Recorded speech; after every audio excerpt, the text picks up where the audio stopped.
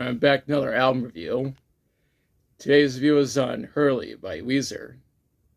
This is the 8th studio album by Weezer and is a follow-up to Gratitude. This album was recorded by Sean Everett between July and August of 2010 at Zeitgeist Studios and Red Bull Studios. Additional recording was done at The Village and Threshold Sound and Vision.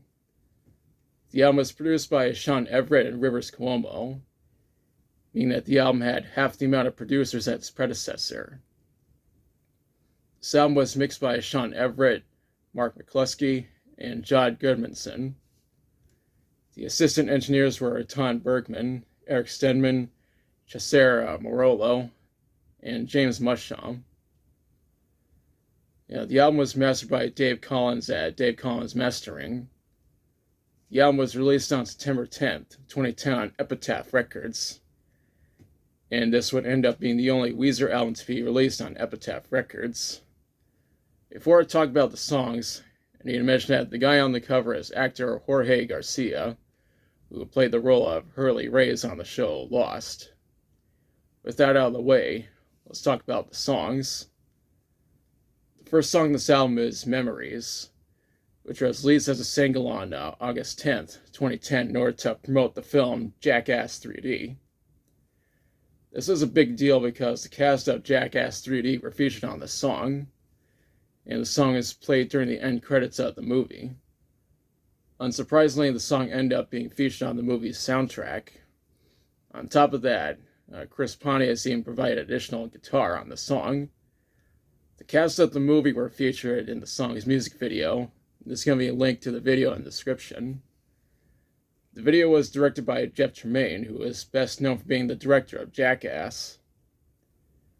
I remember when I showed the video to my dad, he thought it was funny seeing Wee Man on drums.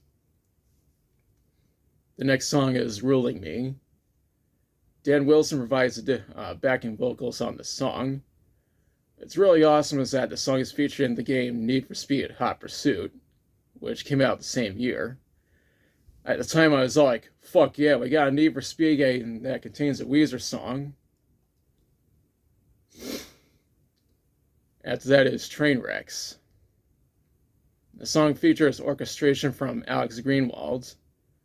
We also have Desmond Child on piano and Blake Mills on keyboard.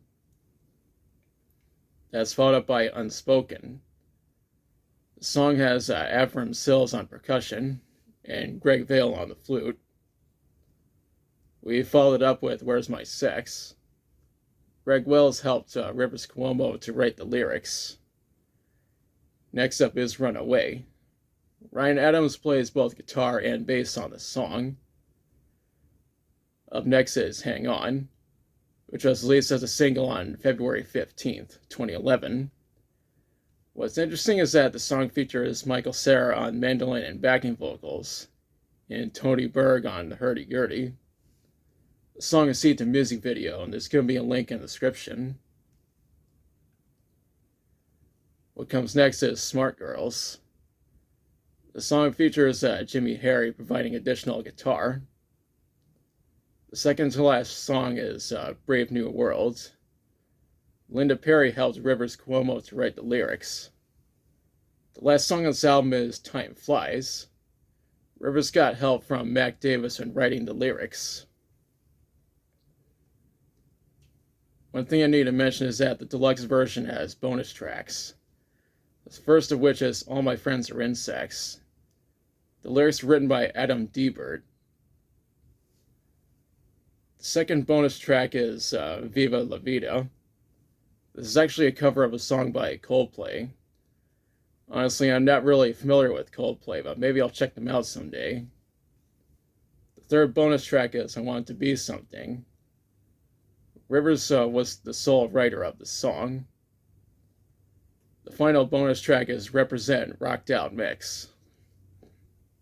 Rick Nowels helped Rivers from writing the lyrics. And as you can see, my copy is the deluxe version. When researching this album, I read that it peaked at number 6 on the Billboard 200. It was also number 1 on the U.S. independent albums, and number 3 on the U.S. top rock albums.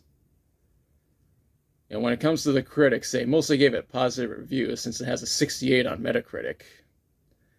It's just that Shitfork thought it was mediocre, and The Guardian didn't like it.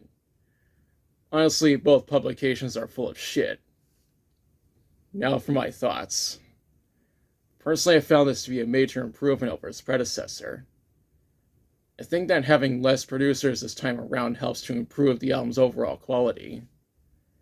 Usually when a mainstream artist releases an album on an independent label like Epitaph Records, it often comes out good or even great. Overall, I highly recommend this album, especially the deluxe version. Now it's the part where I question you. Have you listened to Hurley? If so, what do you think about it? What's your favorite song from it? If you have this album, which version do you have? Do you think Shitfork and The Guardian are full of shit for what they said about this album? Let me know in the comments. If you liked the video, be sure to like, share, and subscribe. Be sure to press the notification bell to notify of future videos. Thanks for watching, and The Guardian and Shitfork are full of shit.